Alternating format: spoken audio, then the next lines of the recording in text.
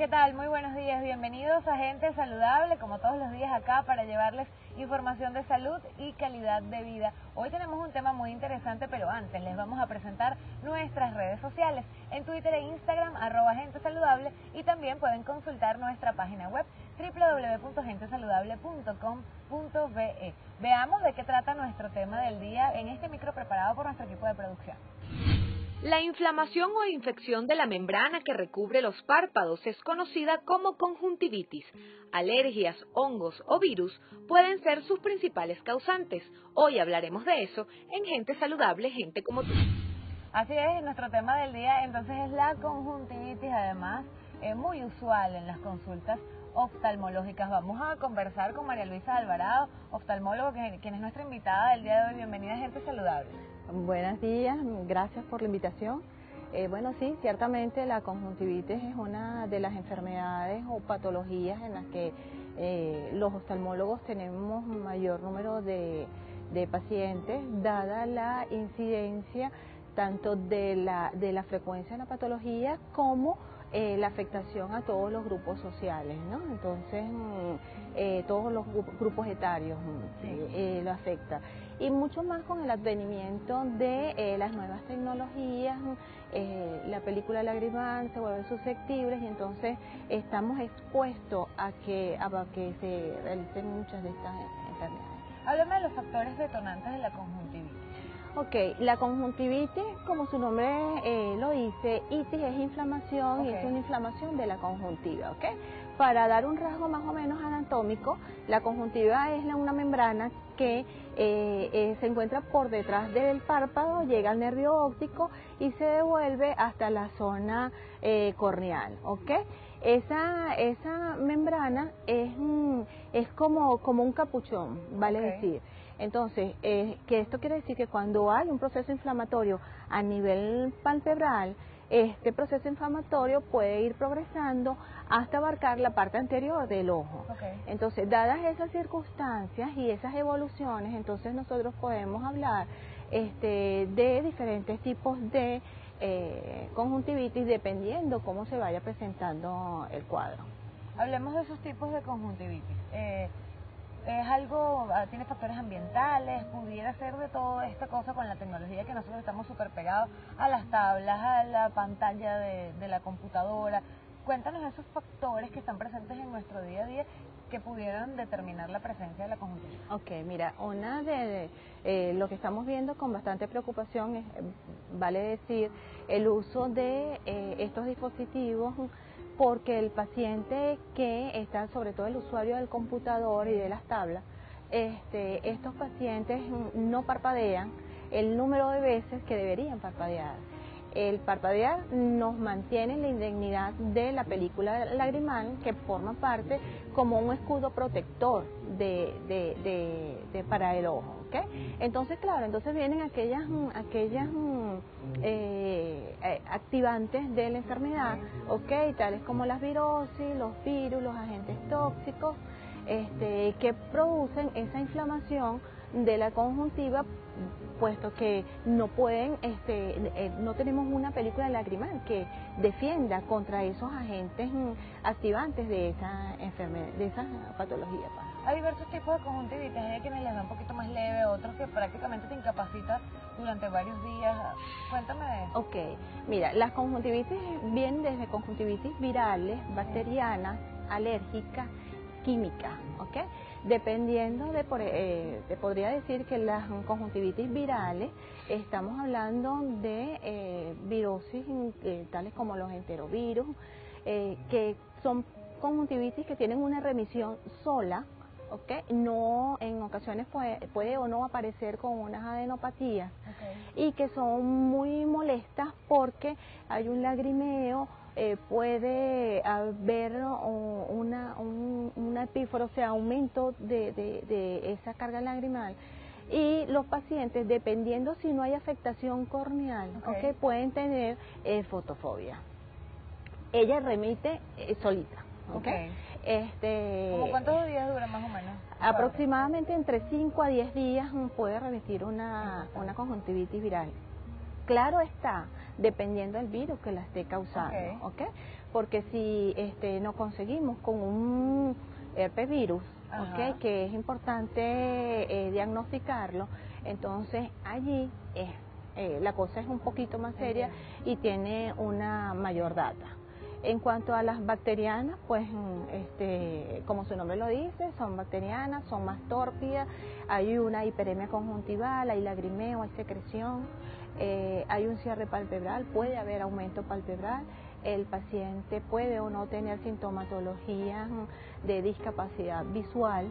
Estos pacientes, tanto las bacterianas como las virales, lo recomendable es que los pacientes se mantengan fuera de la mayor cantidad de contactos porque son muy contagiosas. ¿Okay? Las alérgicas son conjuntivitis que obviamente los pacientes alérgicos están propensos a hacerlas, son muy repetitivas, son bastante fastidiosas, en ellas se percibe más la sensación de cuerpo extraño o arenilla, y eso se debe nada más a un aumento papilar de la conjuntiva, que al parpadear, hay esa reacción molesta. Las químicas, bueno, como su mismo nombre lo dice, hay una rotura en el equilibrio de la película lagrimal, y se parecen muchísimo a las bacterianas, pero sin secreción. No hay compromiso de la visión. Vamos a seguir profundizando sobre esto en la próxima parte. María Luisa Alvarado, oftalmóloga, nos acompaña el día de hoy a propósito de nuestro tema, la conjuntivitis. Ya volvemos con más de Gente Saludable.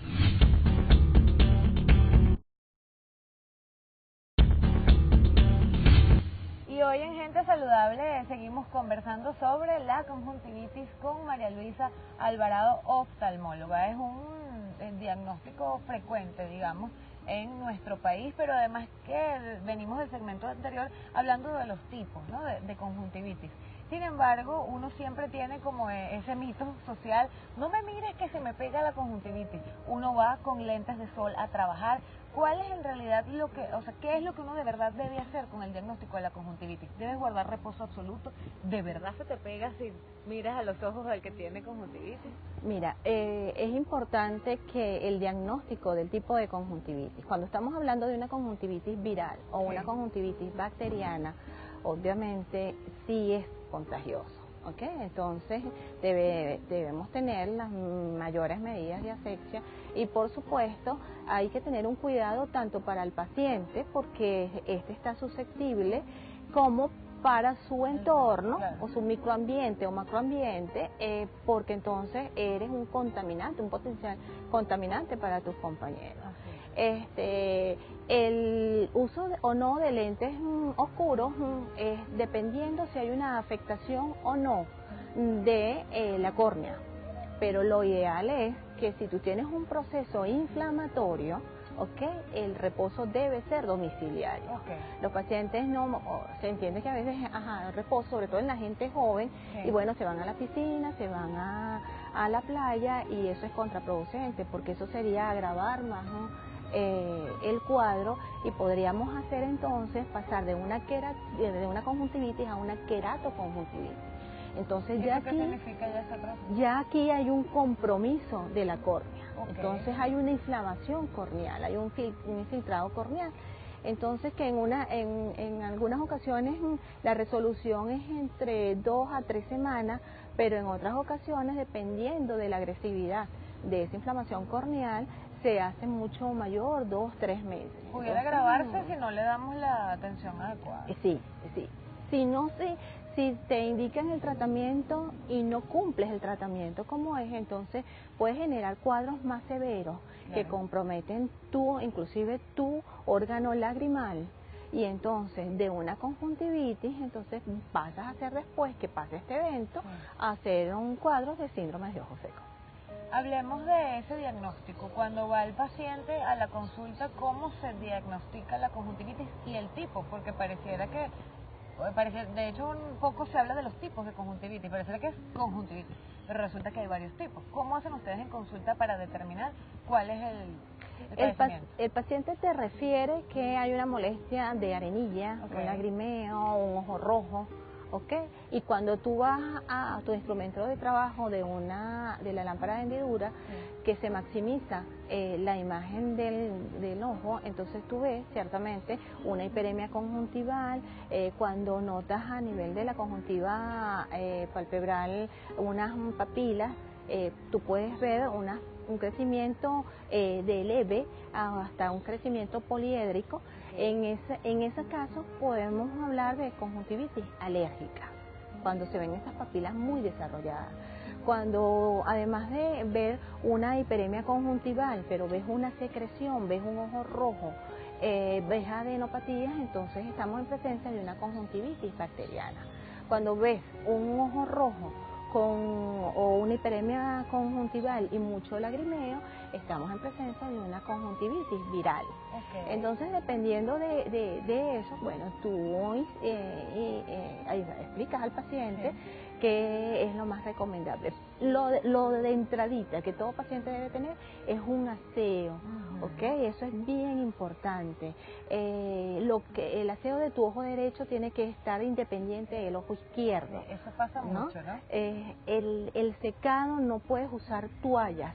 Lo ideal sería estas toallas descartables que no expelen la pelusa, eso sería lo ideal, ¿no? Y cumplir con el tratamiento de gotas, bien sea la hidratación, las gotas las lagrimales, antibióticos tópicos.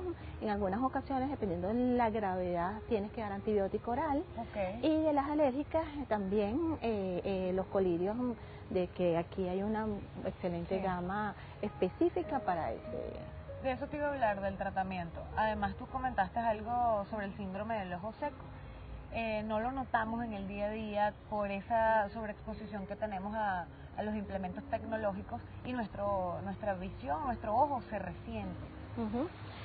Fíjate, el síndrome del ojo seco también es una razón que lleva a muchos a la consulta. O dice, me arde el ojo, tengo molestia para manejar. Al parpadear, me molesta. Exacto. Entonces, ¿qué es lo que sucede? Que se rompe, hay una evaporación de la calidad lagrimal, y ahí, además de eso, se pierde la osmolaridad de lo que es la película lagrimal. Nosotros tenemos que recordar que nosotros tenemos 3 lentes fisiológicos como tal, que de adentro hacia afuera es cristalino, córnea y película lagrimal. Entonces, una de las tantas funciones de la película lagrimal, además de actuar en la parte refractiva, actúa en la parte de defensa. Si eso está en minusvalía, obviamente, hay una minusvalía. Vamos a profundizar sobre eso en el próximo segmento de Gente Saludable. Hoy conversamos con María Luisa Alvarado, oftalmóloga, sobre nuestro tema del día, que es la conjuntivitis. Ya volvemos con la última parte de Gente Saludable, gente como tú.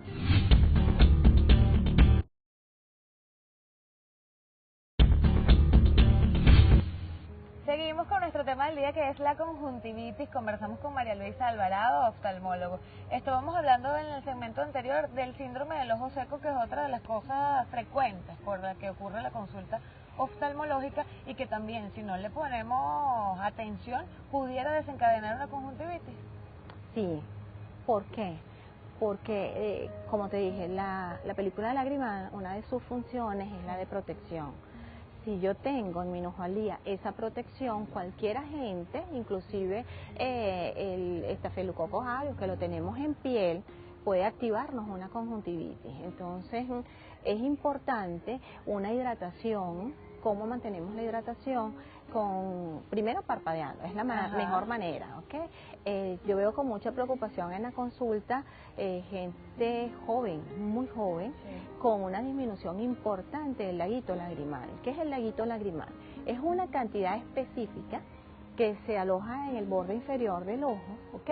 Justamente como un laguito, que cuando nosotros parpadeamos lo que hace es eso, como un baño, una especie de baño, e hidrata la córnea. ¿Por qué? Porque nuestra córnea no puede estar seca, siempre debe permanecer húmeda. Entonces, por supuesto, se activan muchos mecanismos en el ojo para mantener esa humedad, pero lo ideal es que el usuario de computadora, y esto es como una pausa activa laboral, debe aproximadamente cada 2 horas ver un objeto lejos por 20 segundos y devolver al computador, porque el hecho que cuando tú vuelves al computador parpadea. Sí. Lo otro es la utilización, en el mercado hay muchas que lágrimas artificiales, ¿ok? Hay aquellas que tienen conservantes y las que no tienen conservantes. Las que tienen conservantes, algunas personas pueden hacer alergia a estas lágrimas artificiales. Entonces es paradójico, bueno, yo estoy usando lágrimas artificiales y ¿por qué esa reacción? Sí. Bueno, hace esa reacción porque el conservante del contenido te hace alergia. ¿Esas lágrimas artificiales deben ser automedicadas? Porque a veces uno dice, siento como algo en el ojo, me voy a la farmacia y me compro unas lágrimas artificiales. Ahí estás diciendo, nos estás comentando que hay como dos tipos. Uno debería ir primero al oftalmólogo, a que él te indique la adecuada según lo que tú... El deber ser. Porque además no son prescritas, por eso te lo pregunto. El deber ser, eso es un fármaco. Y el deber ser que todo fármaco debe ser emitido por un especialista. Porque si no, no tendría sentido los estudios para hacer eso.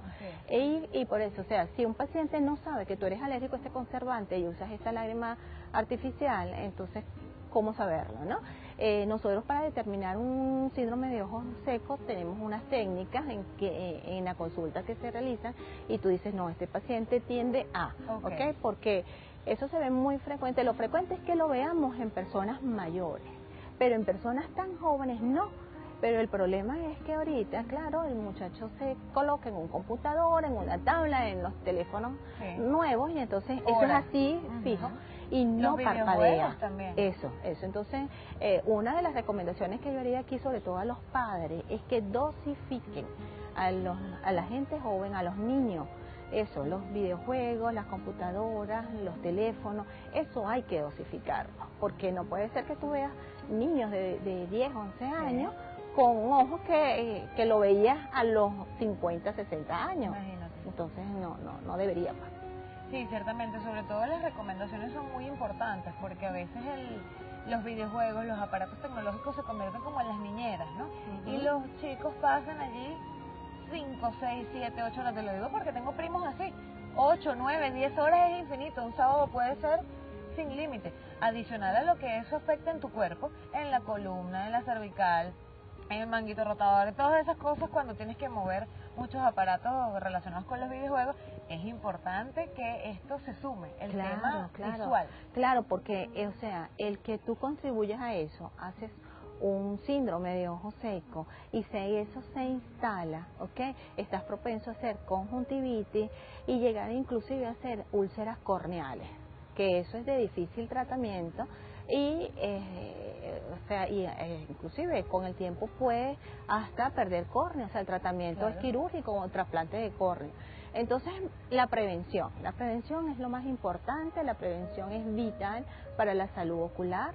Lo ideal es su control cada 8 a 12 meses. Cuando un paciente tiene una patología que dan por sí síndrome de ojo seco, como aquellas enfermedades tiroideas, como el síndrome de Stevens-Johnson, o sea, que dentro de sus cuadros, o sea, está un componente de déficit lagrimal. Entonces, estos pacientes deberían acudir a las consultas inclusive entre 6 a 8 meses, como muy tarde 8 meses. Así es, el tratamiento o la asistencia a la consulta periódica es fundamental y además ponerle horarios también a esa exposición a la tecnología de los jóvenes y también de los adultos, porque uno pasa horas y pierde la noción del tiempo. María Luisa, llegó el momento de despedirnos. Me gustaría que por favor le des a nuestros televidentes tus contactos. Bueno, mi correo es dra.malualma@gmail.com, dramla@cantv.net, y el teléfono es 0426-411-2329. Allí te pueden contactar para saber de tu consulta y asistir contigo. Chévere, a la orden. Gracias por venir a Gente Saludable. María Luisa Alvarado, oftalmóloga, nuestro tema del día fue la conjuntivitis. Bueno, algunos tips bien fundamentales, bien importantes para que usted los tenga en cuenta, y además, si siente cualquier incomodidad, cualquier molestia, no se automedique, eso es fundamental. acuda a manos de especialistas que ellos sabrán detectar exactamente lo que usted necesita para que pueda ir a la farmacia y comprar eso que se ajusta a su diagnóstico. Muchísimas gracias por su atención. Síganos en las redes sociales @Gente Saludable en Twitter e Instagram y nuestra página web www.gentesaludable.com.be. Hasta luego.